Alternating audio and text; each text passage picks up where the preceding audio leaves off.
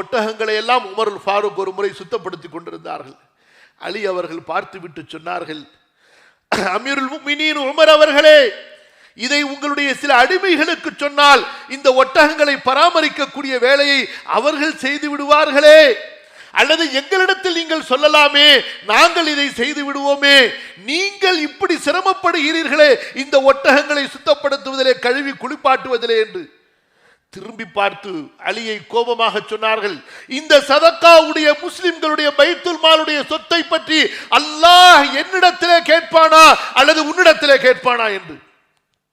அன்பான சகோதரர்களே, இவர்கள் கலீஃபாக்கள், இவர்கள் முஸ்லிம்களை ஆளுவதற்கு தகுதியானவர்கள்.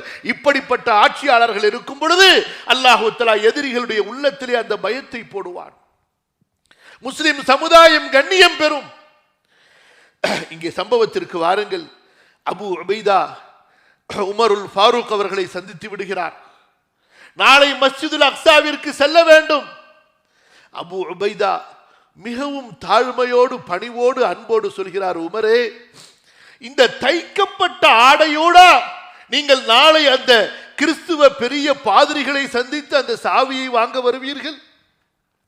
இந்த அரேபிய ஒட்டகத்திலா அதனுடைய கஜாவா பெட்டியும் அதன் மீது போடப்பட்டிருக்கக்கூடிய அந்த துணியும் பழைய